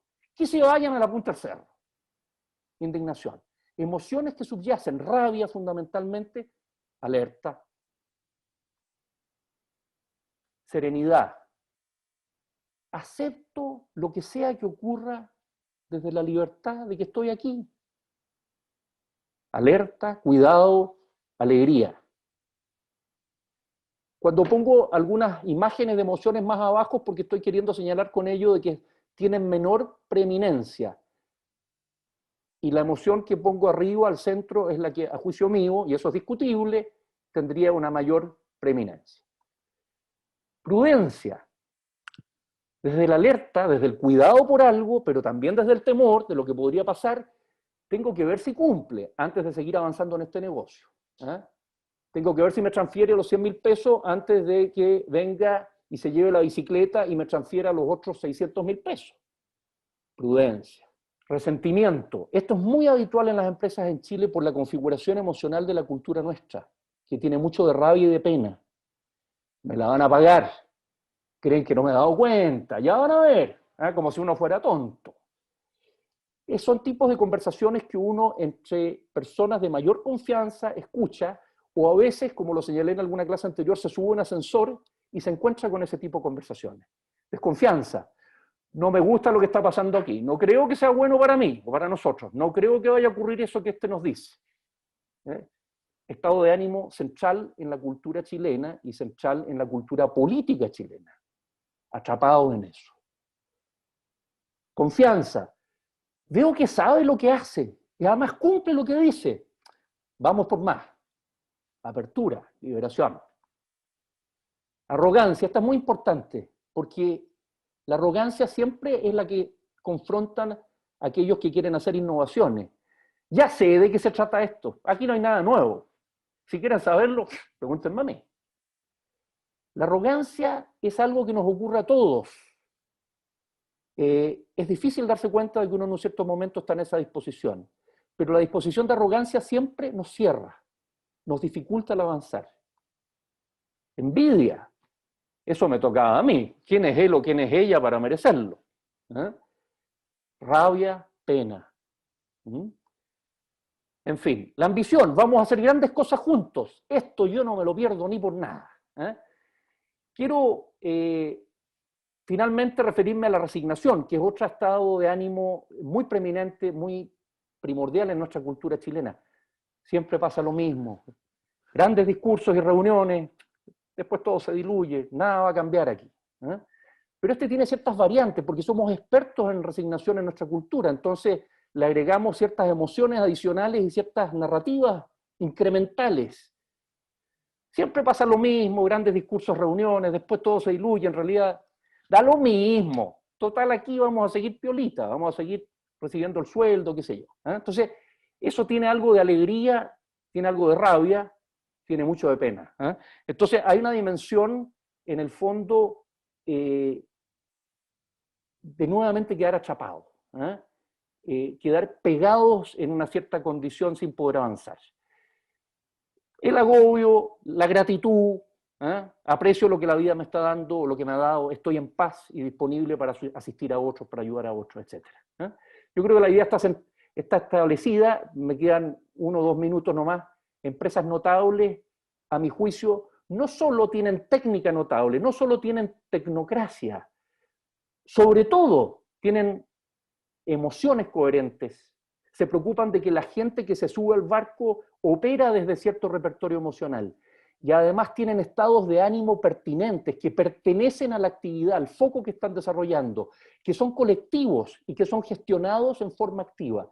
Y esto no es un problema de recursos humanos, esto es algo de la esencia de la estrategia y de la esencia de la actuación de todos los niveles que gestionan, que gerencian, que hacen management en las organizaciones. Y quiero terminar esto conectándolo con el emprendimiento. Planteo aquí que el emprendedor, desde la mirada de Nietzsche, cultiva estados de ánimo, de serenidad, de confianza, de entusiasmo, de prudencia, de humildad, de alerta. Aprende los errores. No es esa imagen soberbia y arrogante que solemos decir y con la que solemos ver en Chile mucho a la empresa y al empresario. Con el emprendedor somos más benignos. Quiero poner el énfasis en el emprendedor porque es el que está trayendo nuevas posibilidades, nuevas realidades. Moldea la realidad a sus convicciones.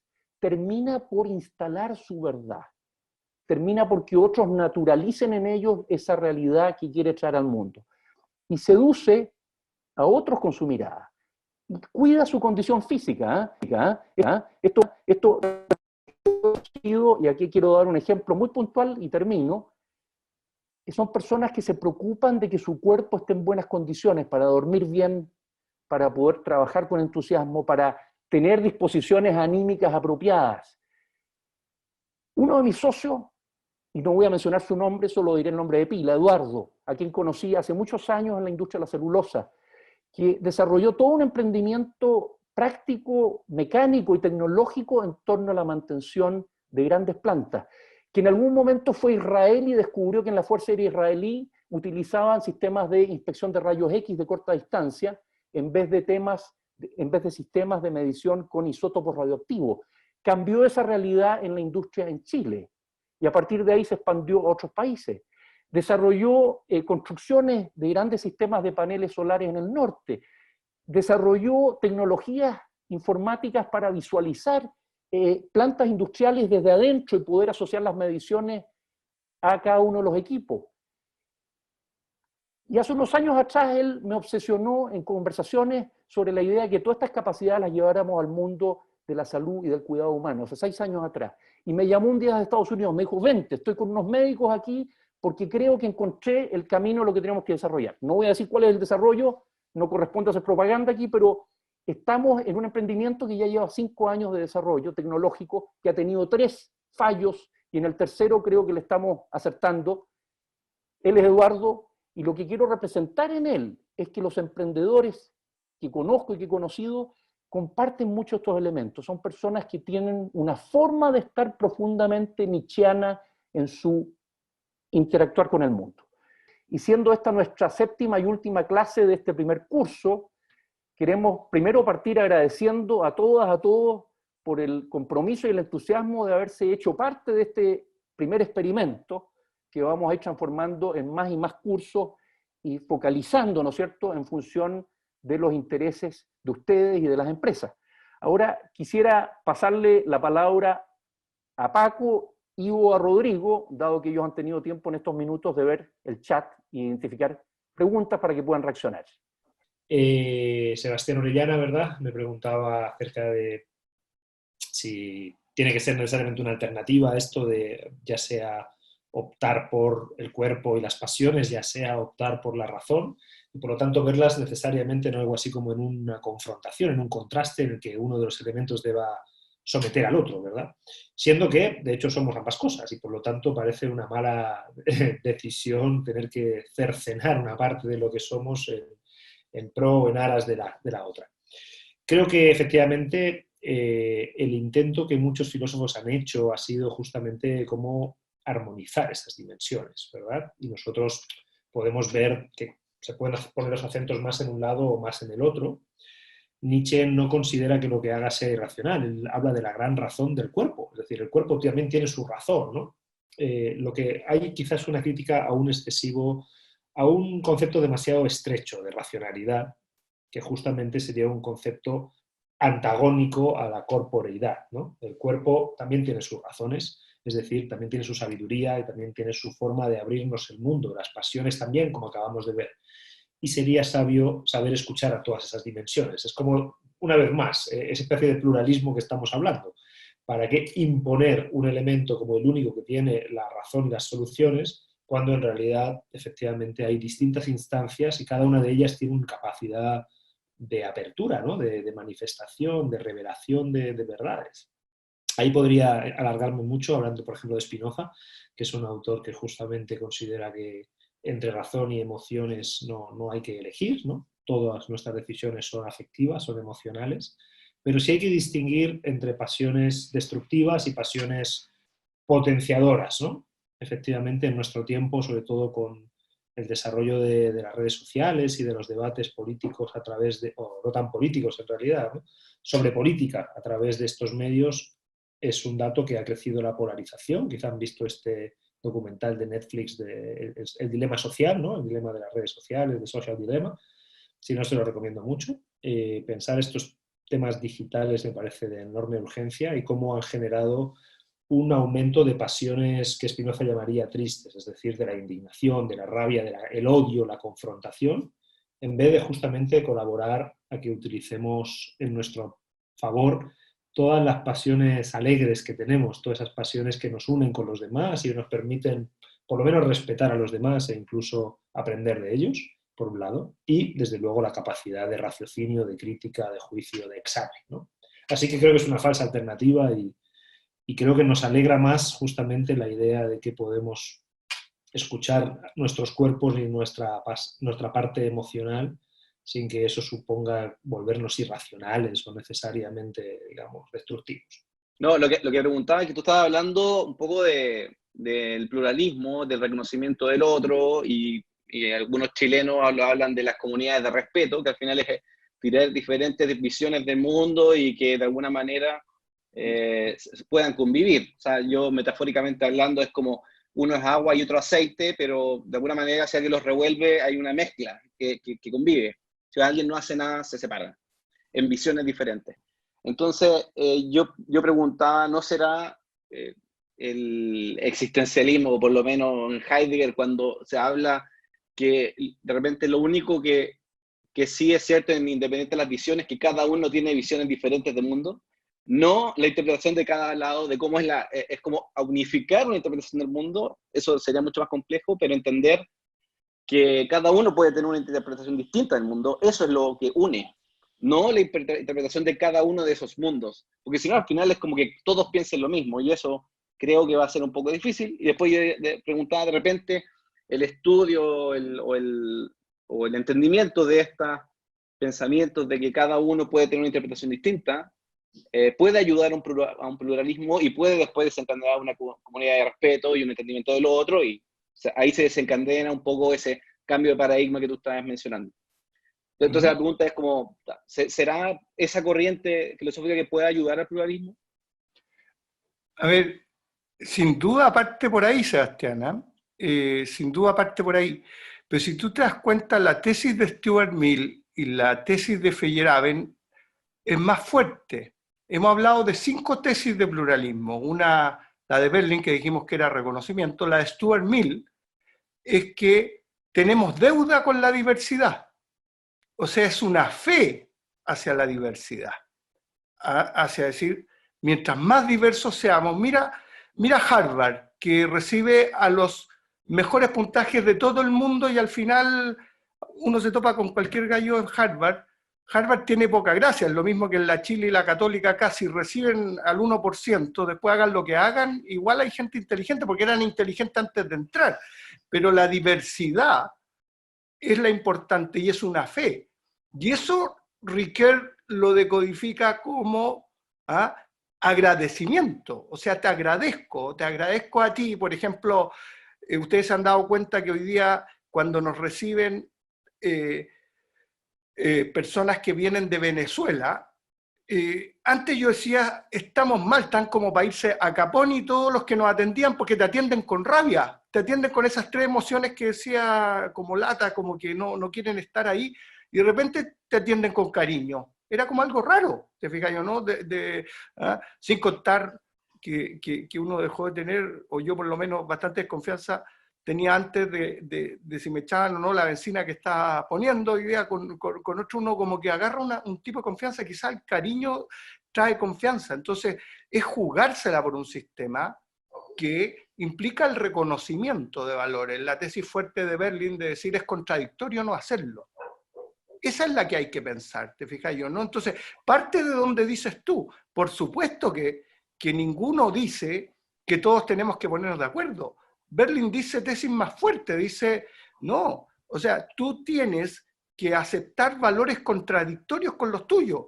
O sea, el cristianismo debió haber aceptado los valores de Maquiavelo y no haberle hecho frente, porque hay varias interpretaciones de Maquiavelo, pero hay mucha interpretación diciendo que él defendía una ética republicana, la razón de Estado, te fijas yo, ¿no? Y que la ética de la razón de Estado se contrapone con la ética cristiana, pero no es ilegítima. El utilitarismo en muchos se contrapone con la ética cristiana y no son ilegítimos. Reconocer que las personas utilitarias son las que han logrado progreso de repente, incluso económico, y que eso ha ayudado a ciertos valores que tenemos. Yo me preguntaba la otra vez, ¿por qué? Si lo nuestro es una ética, lo nuestro, estoy hablando, cuando hablo de lo nuestro siempre digo los ochenteros, digamos, es una ética. Nosotros pensábamos que estábamos haciendo el bien, bajando la pobreza de este país, estábamos haciendo, y por eso nos sacrificábamos y trabajábamos también por nosotros, pero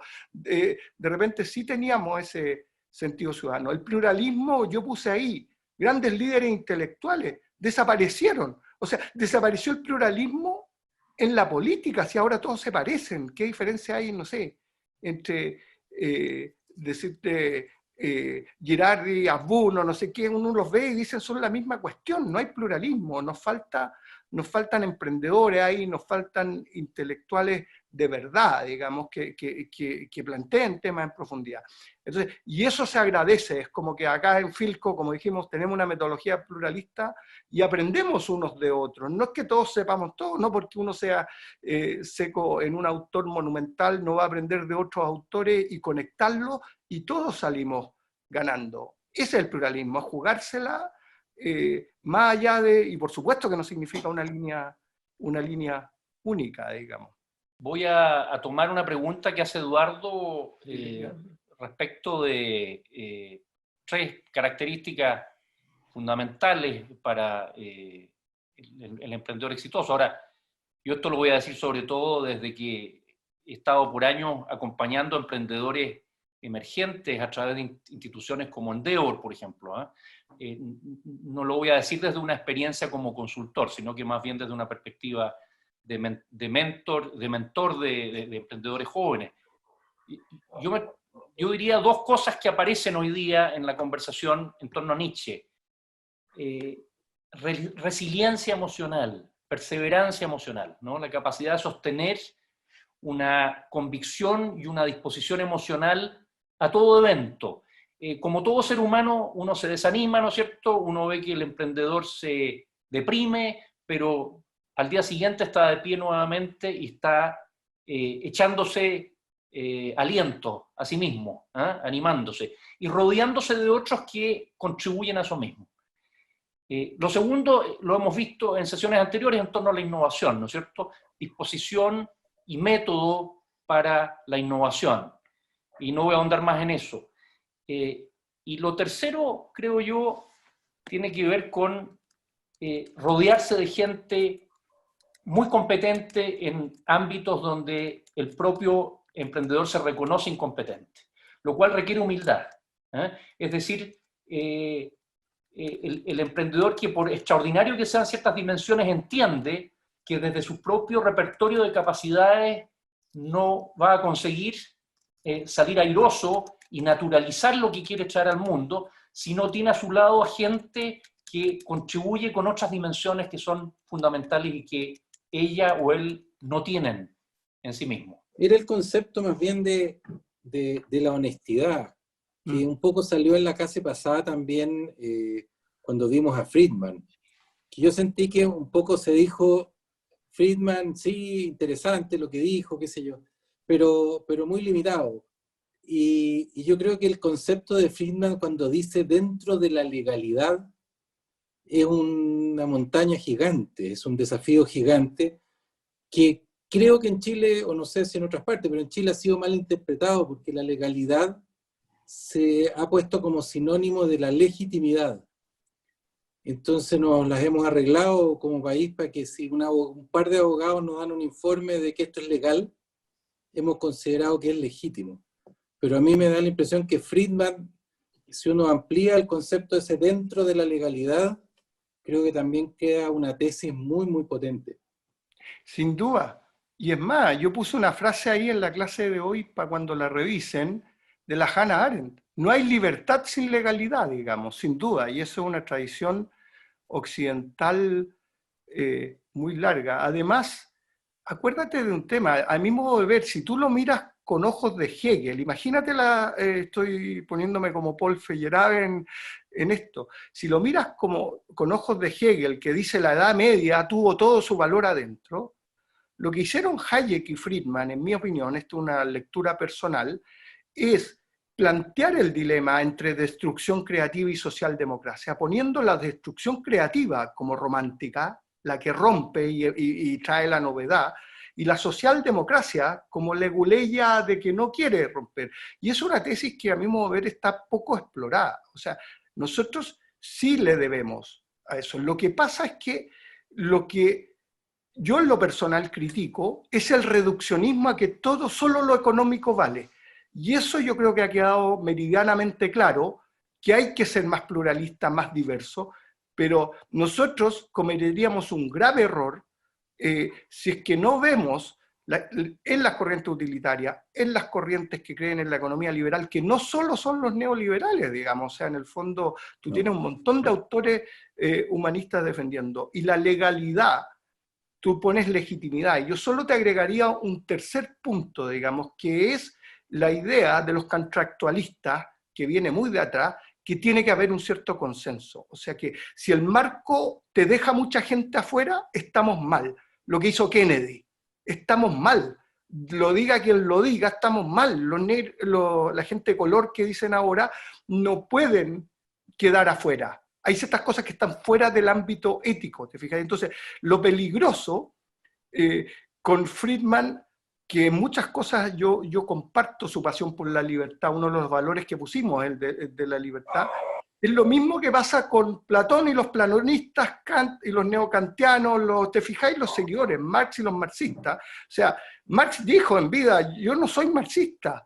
Y yo creo que ni siquiera alcanzó a ver el experimento de la Unión Soviética. O sea, imagínate lo que hubiera dicho una persona que de alguna manera estaba en una postura ética al verse que habían cambiado un yugo por otro. Al final del día, yo creo que en esto hay que mirarlo, y tratamos de mirarlo desde el punto de vista académico. Yo vi tu comentario la clase pasada y te encuentro razón porque no nos explicamos bien. Lo que queríamos decir en el fondo es no al reduccionismo, al neoliberalismo, o sea, todo esto al final del día que se transforman en corriente excluyente, al final sea lo que sea, la iglesia, lo que sea, va contra una sociedad pluralista. Y lo que sí estamos convencidos, por eso terminamos con el pluralismo, es que tenemos que volver a encontrar las bases del entendimiento. Y ahí hay 7 valores planteados como valores más millennials. Si ven a sus hijos, cuando le dicen por la diversidad sexual, no están ni ahí, por muy conservador que fuera el papá. Yo tengo a mi hijo en colegios también bastante conservadores, y no están ni ahí con los papás, se ríen de los viejos y tienen muchos de los otros valores. Entonces, pero no caigamos en la risa. O sea, nosotros tenemos valores para sentirnos orgullosos y ellos tienen valores que le van a aportar al país. Acuérdate de una tesis que dije yo, que los millennials no iban a sacar al desarrollo, y me pegan todos los de la edad, pero al final del día sí tienen algo así como valores para una sociedad más decente, y ese es el punto en que estamos, no entender que estamos en un punto crítico y que todas las sociedades han estado en puntos críticos, y asumir como que quiero, solo como decía Paco, ir para atrás para refundar algo de repente, Henry Ford no fue para atrás porque dijo, si voy para atrás, me hubieran preguntado que querían caballos más rápidos. O sea, va contra la esencia del emprendimiento mirar para atrás. Tenemos que encontrar el océano azul que nos dé el entendimiento pluralista. Esa es como la tesis. Y para nada hemos tratado de incluir todos los autores como agregando valor. Queremos agradecerles. Yo con esto me despido. Quiero también dejar la palabra a Paco y a Rodrigo para que se despidan. Quiero agradecerle nuevamente a todos ustedes por el haberse embarcado en este primer curso. Tenemos el compromiso de seguir adelante con esto y potenciar esto. Este es uno de los emprendimientos con los que estamos profundamente comprometidos. Y agradecer a todos ustedes la presencia, la participación, el entusiasmo, las preguntas, la atención que han tenido permanentemente. Muchísimas gracias. Bueno, lo mismo, la verdad, incluso me dan ganas de escucharlos a ustedes, ¿no? Como un poco me gustaría tener alguna retroalimentación, pero bueno, ya que efectivamente también es importante el respeto de verdad de los tiempos. Solamente diré que ha sido un placer tener esta instancia, creo que todos hemos aprendido muchísimo, y no solo quienes fundamentalmente han escuchado, sino yo diría que también en la misma medida, por lo menos, los que hemos tenido más ocasión de hablar. Y en efecto, es un primer curso, es una primera aproximación. Ustedes han sido los primeros que han tenido un curso de filosofía concreta, de Filco. No serán los últimos, espero, y por lo tanto siempre van a quedar en nuestra memoria y en nuestros corazones como los primeros, los fundadores, ¿no? Así que si tenemos alguna crisis tenemos que replantearnos volver al origen, o quizá no, es normal, ¿verdad? Haremos ese ejercicio a partir de esta maravillosa experiencia. Y sobre todo, bueno, como han visto, es un curso en el que hemos abordado infinidad de temáticas y muchísimas que no, porque yo me he quedado con ganas de hablarles de Foucault, por ejemplo, ¿no? De Michel Foucault, del poder, de todas las corrientes filosóficas de la filosofía política contemporánea que están permeando en el debate actual. Hay tantísimas temáticas, el mismo estoicismo se estudia y se lee muchísimo en ámbitos empresariales, intentar profundizar en ello. En fin, hay muchísimas temáticas. Esto ha sido un grandísimo aperitivo, por decirlo así. Ojalá que les den ganas de más. Ojalá que nosotros vamos a seguir en un mejoramiento continuo, como no podía ser de otra manera, y vamos a intentar que las siguientes instancias todavía funcionen, ojalá mejor, pero esperemos que les den muchas ganas de seguir en contacto con nosotros y, bueno, aprendiendo juntos otra forma de pensar, otra forma de enfocar, otra forma de emocionarnos también, ¿no? Creo que esto es lo que queríamos, de alguna manera, transmitir hoy. Hacer un diagnóstico lúcido de nuestro tiempo no tiene por qué llevarnos a ningún tipo de desesperación, puede llevarnos justamente a grandes formas de esperanza y de trabajo, justamente, ¿no? De acción conjunta para transformar nuestras sociedades en sociedades más legítimas, como decía ahora Alejandro, ¿verdad? Y que nos permitan sentir que, en fin, orgullosos y contentos del lugar en el que vivimos. Así que esa es nuestra pequeña contribución a todo ello y confiamos en tener muchas más instancias para seguir dialogando, sin duda también con más tiempo para escucharlos, porque su experiencia es riquísima y yo solo lamento no haber tenido más ocasión de escucharlos, pero estoy seguro que va a haber instancias también con menos personas, digamos, más tipo seminario, donde vamos a poder profundizar en muchas de estas temáticas. Un placer y espero que quedemos en un contacto muy cercano. Bueno, y por último, además de agradecer que se hayan envalentonado a pensar y a un curso que obviamente no es un curso que nunca fue pensado como algo liviano, yo he ido recorriendo, ya llevo más de la mitad del curso conversando uno con uno, y hemos establecido como grupo que yo estoy a disposición para ampliar determinadas tesis. Esto tienen que verlo más de una vez, y los voy a seguir contactando uno con uno, que ha sido muy grata